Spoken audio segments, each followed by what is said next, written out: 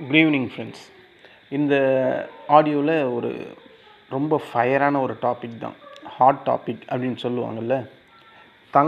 தங்கத்தோட இந்த ஏற்றம் ஏன் கண்டினியூஸாக இன்க்ரீஸ் ஆகிட்டே இருக்குது? இது ஒரு பபுள்ஸா?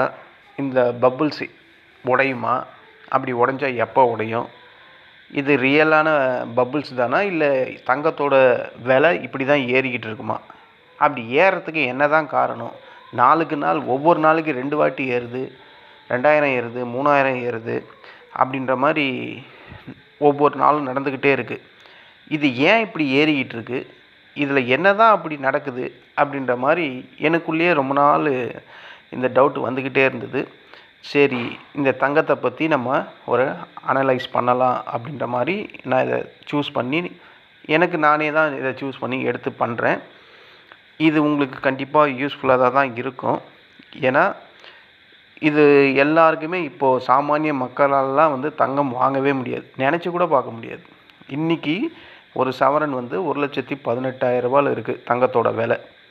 இது ஒரு நார்மல் ஒரு நடுத்தர மக்களால் வாங்க முடியுமா அப்படின்னு கேட்டால் வாங்க முடியாது.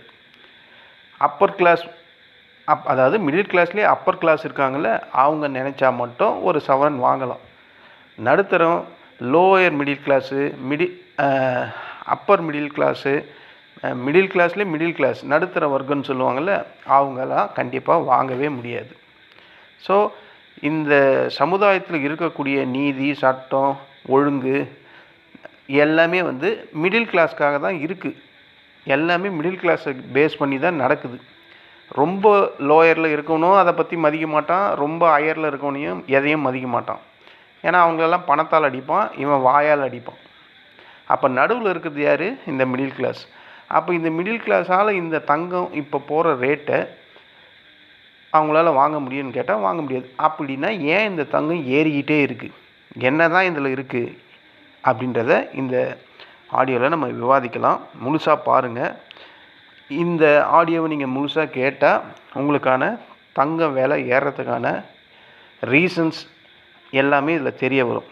முதல்ல தங்க விலை ஏன் இவ்வளவு வேகமாக உயர்ந்து போய்கிட்டே இருக்குது, இன்க்ரீஸ் ஆகிட்டே இருக்குது டே பை டே அப்படின்னா, ஃபஸ்ட்டு பாயிண்ட்டு இன்ஃப்ளேஷன், பணவீக்கம்.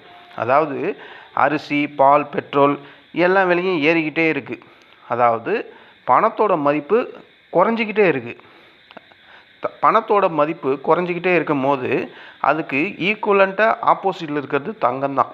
அப்போது அந்த தங்கத்தை தான் அதிகப்படியாக இன்வெஸ்ட்மெண்ட் பண்ணுவாங்க. ஒருத்தர் 2 பேர் இன்வெஸ்ட்மெண்ட் பண்ணால் தங்கம் ஏறிடுமா அப்படின்னு கேட்டால் சத்தியமாக ஏறாது.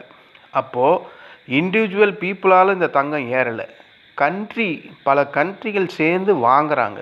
கண்ட்ரிகள் வாங்கிறதுனால தான் தங்கத்தோட விலை டெய்லியும் ஏறிக்கிட்டு இருக்குது. அதுக்கு முதல் காரணமாக என்ன சொல்கிறாங்கன்னா இன்ஃப்ளேஷன், பணவீக்கம் அதிகமாகிறதுனால இதோட விலை, மற்ற பொருளோட விலை ஏறிக்கிட்டே இருக்கும் போது எல்லாருமே தங்கத்தை நோக்கி போயிட்டுருக்காங்க. அதனால தான் தங்கம் இப்போ மக்கள்கிட்ட மிகப்பெரிய ஒரு பொக்கிஷமாக காணப்படுது. அதனால தான் இதுக்கு விலை ஏறிக்கிட்டே இருக்குது. 2வது பாயிண்ட்டு என்ன சொல்கிறாங்கன்னா, டாலர் மதிப்பு குறையுது. நம்ம ரூபாய் மதிப்பு படுகேவலமாக போயிட்டுருக்கு. 10வதுக்கு டாலர் மதிப்பு குறைஞ்சிக்கிட்டே இருக்குது. ஒரு கண்ட்ரியில் ஒரு டாலரோட கரன்சியோட மதிப்பு குறைஞ்சா அதுக்கு ஈக்குவலண்ட்டாக இருக்கிறது இந்த தங்கம் தான். அப்போ எல்லாரும் என்ன பண்ணுவாங்க? தங்கத்தை நோக்கி தான் போகிறாங்க. அமெரிக்காவில் இந்த அதிபர் ட்ரம்ப் இருக்க வரையும் டாலர் மதிப்பு குறைய தான் செய்யும். அதிபர் இருக்க வரையும் தங்கத்தோட மதிப்பு உயர தான் செய்யும். இது எனக்கு தெரிஞ்ச ஒரு சின்ன ஒரு டவுட்டு தான். ஒருவேளை நம்ம அமெரிக்கா பிரசிடெண்ட் ட்ரம்ப் கோல்டில் பெரிய இன்வெஸ்ட்மெண்ட் வச்சுருப்பாரோ அப்படின்ற மாதிரி தோணுது. ஏன்னா அவர் பக்கா பிஸ்னஸ் மேன், ஓகேங்களா? அவரால் நினச்சா என்னென்னமோ பண்ண முடியுது. இந்த ஏற்றத்தை அவரால் தடுக்க முடியாதா அப்படின்ற ஒரு கொஸ்டின் எனக்குள்ளே தோணுது. அது உண்மையோ பொய்யோ அதெல்லாம் எனக்கு தோன்றதை சொல்கிறேன். ஒரு பெரிய இன்வெஸ்டராக இருப்பாரோ தங்கத்தில். ஏன்னா தங்கம் ஏறிக்கிட்டே இருக்குது, அந்த மனுஷனும் அதை கண்டுக்கிறதே இல்லையே அப்படின்ற மாதிரி எனக்கு தோன்றதுனால அப்படி தோணுது. ஆனால் உண்மையாலும் பார்த்தா டாலரோட மதிப்பு அங்கே குறையுது. ட்ரம்ப் இருக்க வரையும் டாலரோட மதிப்பு குறைய தான் செய்யும், தங்கம் இன்க்ரீஸ் தான் ஆகும். ஏன்னா இந்த 1.5 வருஷத்தில் அவரோட நடவடிக்கையெல்லாம் பார்த்தா அப்படி தான் எனக்கு தோணுது. ஏன்னா சமீப காலமாக இந்த டாலரோட விலையை பார்த்தீங்கன்னா அது ஒரு ஸ்டேபிளாகவே இல்லை, அன்ஸ்டேபிளாகவே தான் இருக்குது. இதனால் தங்கத்தோட வேல்யூ என்ன ஆகுதுன்னா நாளுக்கு நாள் உயர்ந்துக்கிட்டே இருக்குது. மூணாவது பாயிண்ட் வந்து இந்த ஜியோ பாலிட்டிக்கல் டென்ஷன் வந்து உலக அரசியல் பதற்றம் வந்து அதிகமாக இருக்குது. காரணம் என்ன? ஃபஸ்ட்டு இந்த உக்ரைன் போர் வந்தது, அவன் பிள்ளையார் சொல்லி போட்டான். அதிலிருந்து மத்திய கிழக்கு பிரச்சனை, சீனா தைவான் பிரச்சனை, அப்புறம் இந்த கிரீன்லாந்து அமெரிக்கா பிரச்சனை, அதுக்கப்புறம் இந்த டேரிஃப் பிரச்சனை, அப்புறம் ரெசிப்ரோக்கல் அதை போட்டது, அப்புறம் ஊருக்கெல்லாம் வட்டியை டேரிஃப்ன்ற பேரில் 500% அந்த பர்சன்ட் இந்த பர்சன்ட் போட்டது, இந்தியாவுக்கு போட்டது. இந்த மாதிரி பலதரப்பட்ட பிரச்சனைகள் வர்றதுனால மக்கள் வந்து என்ன பண்ணுறாங்கன்னா ஒரு கிரிசைஸ் அந்த மாதிரி வரும்போது மக்கள் வந்து அந்த நாட்டு கரன்சி மேலெல்லாம் யாருமே வந்து பெரிய லெவலில் நம்பிக்கை வச்சுருக்க மாட்டாங்க. எதை நோக்கி போவாங்கன்னா கோல்டு நோக்கி தான் போகிறாங்க. அப்போது கோல்டு தான் பாதுகாப்பு. இப்போ கோல்டு இந்த உக்ரைனு ரஷ்யாவும் சண்டை போடுறான். அப்போது ரஷ்யா என்ன பண்ணுவான்? அவங்ககிட்ட இருக்கிற பொருளாதாரம் எல்லாம் ஒரு நாடு வந்து இன்னொரு நாடு மேலே போர் பண்ணும்போது அவனுடைய பொருளாதாரம் கண்டிப்பாக கொஞ்சம் கொஞ்சமாக அழிய தான் செய்யும். அந்த பொருளாதாரத்தை சீரமைக்கணும்னா என்ன பண்ணுவாங்கன்னா கோல்டில் போய் இன்வெஸ்ட்மெண்ட் பண்ணுவாங்க. அப்போது உக்ரைனும் இன்வெஸ்ட்மெண்ட் பண்ணுவான், ரஷ்யாவும் இன்வெஸ்ட்மெண்ட் பண்ணுவான். இது பத்தாதுக்குன்னு இப்போ டாலரோட மதிப்பும் நம்ம ரூபாயோட மதிப்பும் அந்தந்த கரன்சியோட மதிப்பெல்லாம் குறையும் போது எல்லா கண்ட்ரியும் என்ன பண்ணுவாங்கன்னா கோல்டு நோக்கி தான் போவாங்க, கோல்டில் தான் இன்வெஸ்ட்மெண்ட் பண்ணுறாங்க. அப்போ யாரெல்லாம் பண்ணுறான்னு பார்த்தா நம்ம ரஷ்யா பண்ணுறான், சைனா பண்ணுறான், ஏன் நம்ம ஆர்பிஐ ரிசர்வ் பேங்க்கே பெரிய லெவலில் இன்வெஸ்ட்மெண்ட் பண்ணிக்கிட்டு இருக்குது கோல்டில். அப்புறம் ஏன் ஏறாது? ஏன் கோல்டு டெய்லியும் ஏறாது?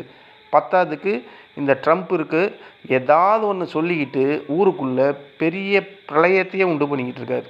அதனால் அன்சர்டனிட்டியால் கோல்டு டெய்லியும் ஏறிக்கிட்டே இருக்குது. பாருங்களேன், வரலாற்றோட உச்சத்தில் கோல்டு இந்த மாதிரி போனதே கிடையாதான். ஒரு சர்வேயில் சொல்கிறாங்க. இதெல்லாம் நம்ம இந்த தங்கத்தை பற்றி அலசுறதுனால எனக்கு இவ்வளோ விஷயங்கள் தெரியுது. நானும் அதுக்கு முன்னாடி ஏன்டா இந்த கோல்டு இப்படி ஏறிக்கிட்டு இருக்கு அப்படின்ற மாதிரி எனக்கும் தோணும்.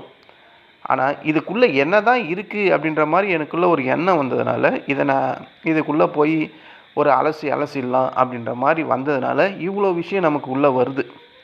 ஸோ பிரச்சனை வந்து இந்த உலக அரசியல் பதற்றத்தால் தான் டெய்லியும் ஏறிக்கிட்டு இருக்குது. இன்றைக்கி கோல்டோட ப்ரைஸ் பார்த்திங்களா $5000 தாண்டி போயிடுச்சு.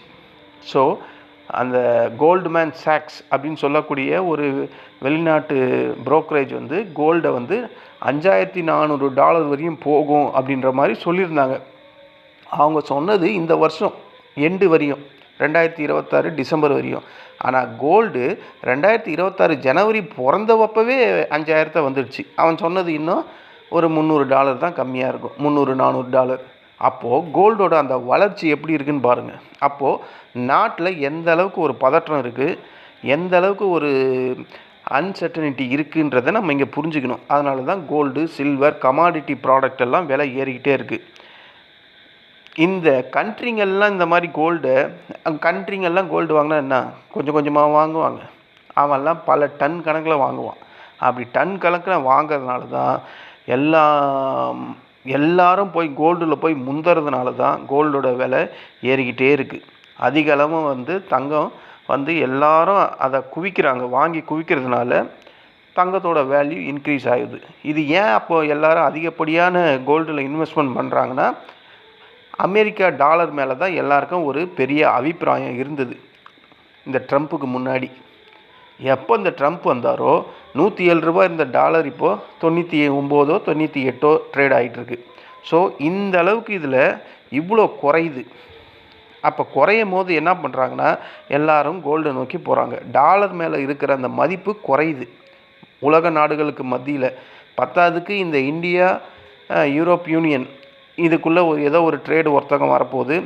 அப்புறம் அந்த சில கண்ட்ரியெல்லாம் சேர்ந்து டிஜிட்டல் டாலரை கொண்டு வர்றதா பேசிக்கிட்டு இருக்காங்க. அது எந்த அளவுக்கு பாசிபிலிட்டின்னு தெரியல. அப்படியெல்லாம் வந்தால் டாலர் டோட்டலாக வாஷ் அவுட் ஆகிடும். அப்போது இன்னும் கோல்டு வந்து இன்க்ரீஸ் தான் ஆகும். கரெக்டு தானே? அப்போ கோல்டு ஏறுறதுக்கான வாய்ப்புகள் தானே அதிகப்படியாக இருக்குது இந்த வேர்ல்டில். பலருக்கு இருக்கக்கூடிய சந்தேகம் என்னன்னா, ஒரு பங்கு சரியுது. அப்போ பங்கு ஒரு இன்வெஸ்ட்மெண்ட் ஜேர்னியில் ட்ரேடிங், அதாவது இன்வெஸ்ட்மெண்ட் பண்ணுறாங்க ஷேர் மார்க்கெட்டில். எல்லா ஷேர் மார்க்கெட்டும் ஒரு டவுன் இருந்தால், அந்த ஷேர் மார்க்கெட்டே டவுனாக இருந்தால் அதுக்கு ஆப்போசிட் ரியாக்ஷன் வந்து கோல்டு வந்து ஏறும். இதை வந்து எட்ஜிங்காக பண்ணுவாங்க. அப்போது ஒரு ஷேர் மார்க்கெட்டே டவுனில் இருக்குது, எல்லா கண்ட்ரி ஷேர் மார்க்கெட்டும் டவுனாக இருந்தால் அதுக்கு ஆப்போசிட்டில் கோல்டு இருக்கும்போது ஏறும். கோல்டு எப்போல்லாம் ஏறும்னா, வார் வரும்போது, இன்ஃப்ளேஷன் அதிகமாகும் போது, இந்த அது என்ன சொல்லுவாங்க, டேரிஃபோட பர்சன்டேஜை இன்க்ரீஸ் பண்ணும் போது, இந்த மாதிரி ஒவ்வொரு ஸ்டேஜ்லேயும் இதை பண்ண கோல்டோட ப்ரைஸ் ஏறிக்கிட்டே இருக்குது. இதுக்கு எல்லாத்துக்கும் யார் காரணம்? இந்த அமெரிக்கன்ஸ் தான், குறிப்பாக ட்ரம்ப்பு. அப்போது இது ஒரு பப்புள்ஸா அப்படின்னு கேட்குறாங்கல்ல, கோல்டு இப்போ ஏறிக்கிட்டே இருக்குது, ஒரு பப்புள்ஸா அப்படின்னு கேட்டால், பப்புள்ஸ் மாதிரி எனக்கு தெரியல. உண்மையை சொன்னால் இது பப்புள்ஸ் மாதிரியே எனக்கு தெரியல. ஏன்னா நாட்டில் இதுதான் நடந்துக்கிட்டே இருக்குது. இப்போ கூட பாருங்கள், ஈரான் அமெரிக்கா பிரச்சனை. அப்போ அன்சர்டனிட்டி கண்டினியூவாக இருந்துக்கிட்டு தானே இருக்குது. அப்போ கோல்டு இன்னும் இன்க்ரீஸ் ஆக தானே செய்யும். அப்போ இது எனக்கு ஒரு கோல்டு வந்து ஒரு பப்புள் மாதிரி தோணலை. பப்புள்னால் இந்நேரம் அது பஸ்ட்டாக இருக்கணும். $5000 அது வந்திருக்கவே கூடாது. $4800 அது பஸ்ட்டாக இருக்கணும். அது பெரிய லெவலில் கீழே வந்திருக்கணும். ஆனால் அந்த மாதிரி வர மாதிரி எனக்கு தோணலை. இது பப்புள்ஸ் மாதிரியும் எனக்கு தெரியல. ஸோ அப்போது கோல்டு ஏறிக்கிட்டே இருக்கிறது ஒரு பப்புள்ஸ் அப்படின்னு கேட்டால் பப்புள்ஸ் கிடையாது.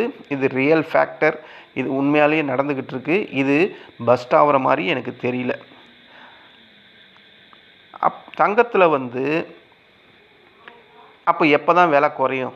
இந்த தங்க விலை இப்படி ஏறிக்கிட்டே இருக்குது. சரி, இந்த மாதிரி அன்சர்டனிட்டி, டாலரோட ப்ரைஸ் குறையுது, உலக நாடுகளுக்குள்ளே சண்டை வருது, ஒரு பதற்றம் வருது, பொலிட்டிக்கல் ரீசனால் ஏறுது, கரெக்டு. அப்போ எப்போ தாங்க இதுக்கு விலை குறையும்னா, தங்க விலை குறுகிய காலத்தில் வேணுன்னா ஒரு அளவுக்கு குறையிறதுக்கு வாய்ப்பு இருக்குது. அதாவது ஷார்ட் டேர்ம் பீரியடில் வேணுன்னா குறையலாம்.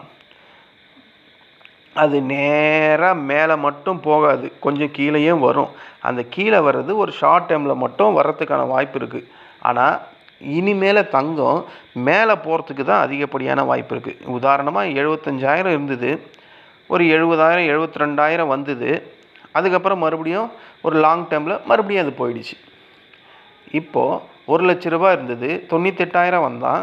அப்புறம் 1,02,000 இருந்தது, இப்போ 1,18,000 மேலே போயிடுச்சு. ஸோ இந்த மாதிரி ஒரு ஷார்ட் டேர்மில் வேணும்னா ஒரு கரெக்ஷன் வருமே கண்டி, பர்மனெண்ட்டாக மார்க்கெட்டில் கோல்டு ப்ரைஸ் குறையும் அப்படின்ற மாதிரி ஒரு தெளிவான ஒரு அமைப்பே இல்லை.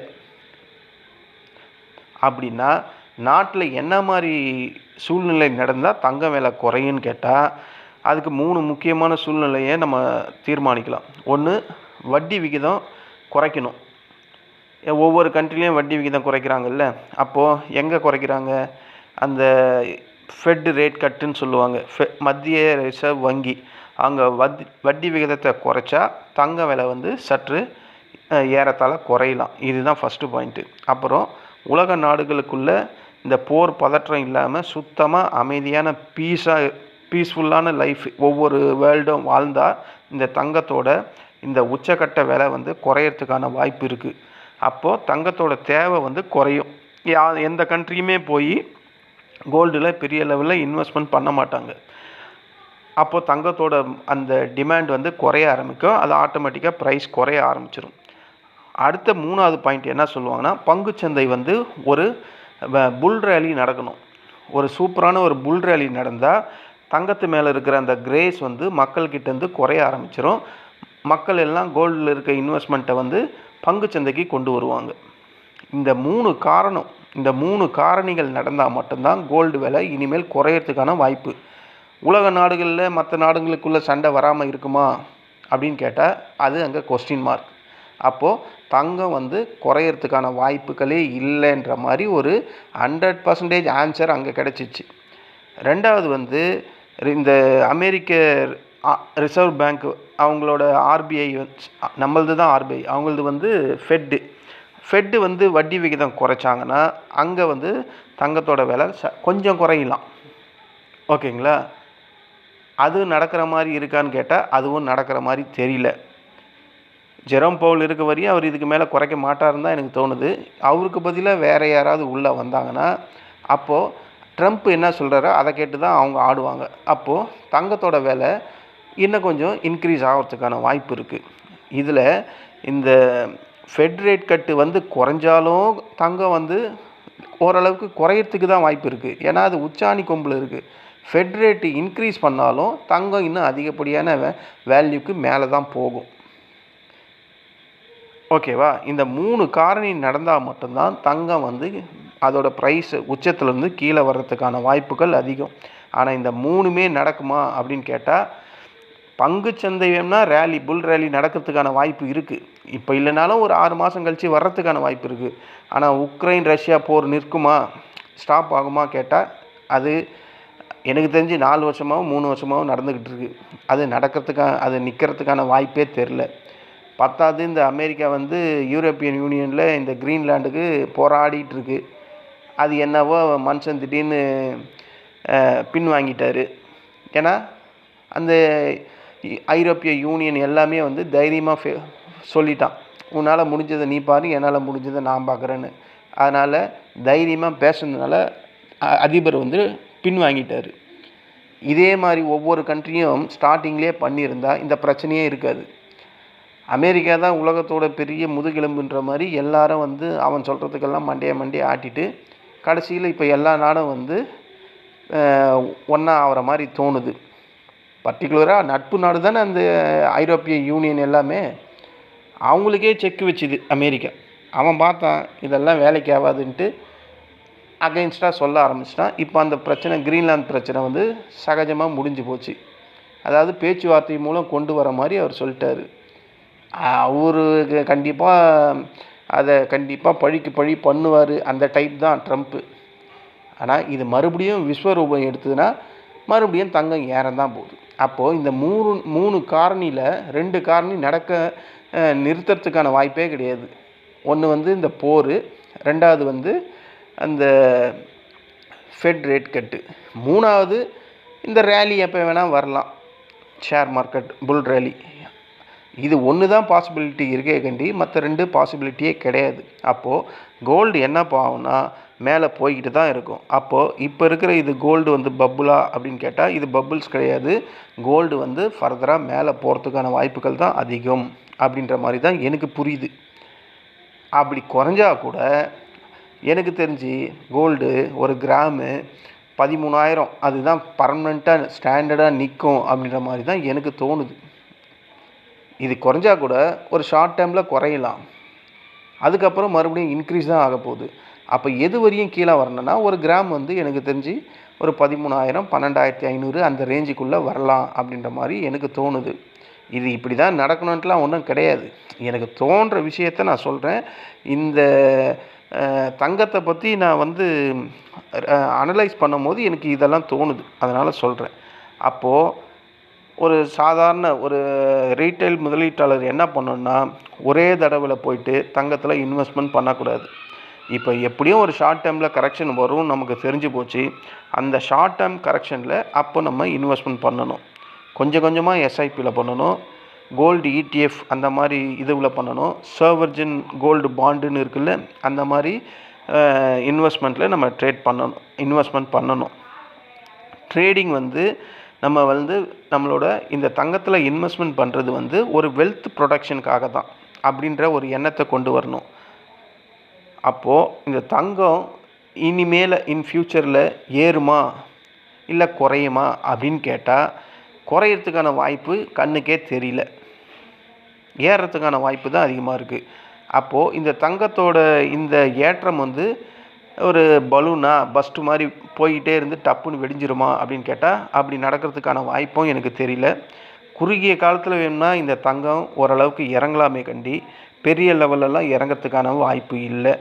நீண்ட காலத்தில் வேணும்னா தங்கம் ஃபர்தராக இன்னும் ஒரு உயரம் போகிறதுக்கான வாய்ப்பு தான் இருக்குது. இது எப்போ குறையும்னா நான் அந்த 3 காரணிகள் சொன்ன மாதிரி ஃபெட் ரேட்டு அந்த ரேட் கட்டு வரணும், அதுக்கப்புறம் அந்த உலக பிரச்சனை உலக நாடுகளுக்குள்ள அந்த போர் டோட்டலாக முடிவுக்கு வரணும், அதுக்கப்புறம் மார்க்கெட்டில் ஒரு புல் ரேலி கண்டினியூஸாக ஒரு 2-3 வருஷத்துக்கு வரணும். அந்த மாதிரி வந்தால் மட்டும்தான் கோல்டில் இருக்க அந்த கிரேஸ் வந்து மக்களிடையே குறைய ஆரம்பிக்கும். அப்போ என்ன பண்ணுவாங்கன்னா மக்கள் வந்து ஸ்டாக்ஸில் இன்வெஸ்ட்மெண்ட் பண்ண வருவாங்க, கோல்டை விட்டுருவாங்க. இந்த மாதிரி நடந்தால் மட்டும்தான் ஃப்ரெண்ட்ஸ் கோல்டு வந்து விலை குறையும். இல்லைனா கோல்டு விலை குறையறதுக்கு வாய்ப்பே இல்லை. அது ஃபர்தராக இன்னும் மேலே தான் போயிட்டுருக்கோம். இந்த ரிசர்ச் பண்ணதில் கோல்டில் இவ்வளோ இன்ஃபர்மேஷன் இருக்குது. அப்போது கோல்டை வந்து வாங்கிறது கண்ட்ரிங்களுக்கிடையே போட்டி நடக்குது. பெரிய பெரிய டன் கணக்கில் வாங்குகிறாங்க. ரஷ்யா வாங்குகிறான், சைனா வாங்குகிறான், நம்ம இந்தியன் கவர்மெண்ட்டை வாங்குது, பிரேசில் வாங்குது. ஸோ உலக கண்ட்ரிகள் எல்லாமே கோல்டு மேலே போட்டி போடும்போது எல்லாருமே பாதுகாப்புக்கு இந்த கோல்டை நோக்கி போகிறாங்க. அப்போ கோல்டு விலை ஏறிக்கிட்டே இருக்குது. கண்ணா அப்படின்னான்னு ஏறுது. ஒரு நாள்லேயே காலையில் ஒரு ரேட்டு இருக்குது, சாயங்காலம் ஒரு ரேட்டு. அப்போது 2 வாட்டி ஏறுது. ஸோ இந்த மாதிரி ஏற்றம் இருக்கிறதுனால தான் கோல்டோட விலை டே பை டே வந்து இன்க்ரீஸ் ஆகுது. அப்படின்ற மாதிரி நான் இதை போயிட்டு அனலைஸ் பண்ணதில் எனக்கு இது தான் தெரிஞ்சுது. இந்த டாப்பிக்கை வந்து இந்த டாப்பிக்கோட மெயின் இதுவே வந்து இந்த கோல்டு வந்து ஒரு பப்புள்ஸாக, இது கண்டிப்பாக உடைஞ்சிருமா, உடையிறதுக்கான நேரம் இருக்கா அப்படின்னு கேட்டால் எனக்கு தெரிஞ்சு கோல்டோட ப்ரைஸ் வந்து ஒரு பப்புள்ஸ் மாதிரி தெரியல. அதுதான் இதில் இருக்கக்கூடிய உண்மை. இது இன்னும் ஏறுறதுக்கு தான் வாய்ப்பு இருக்குது. எப்போ குறையுன்றதுக்கான ரீசனை நான் சொல்லிட்டேன். சரி ஃப்ரெண்ட்ஸ், இந்த ஆடியோ உங்களுக்கு பிடிச்சிருந்தா என்னுடைய இந்த சேனலை சப்ஸ்கிரைப் பண்ணுங்கள். உங்கள் ஃப்ரெண்ட்ஸ் அண்ட் ரிலேட்டிவ்ஸ்க்கு ஃபார்வர்ட் பண்ணுங்கள். இதில் ஏதாவது நீங்கள் கருத்து சொல்லணும்னு தெரிஞ்சால் கமெண்டில் சொல்லுங்கள், நானும் தெரிஞ்சுக்கிறேன். நன்றி, வணக்கம்.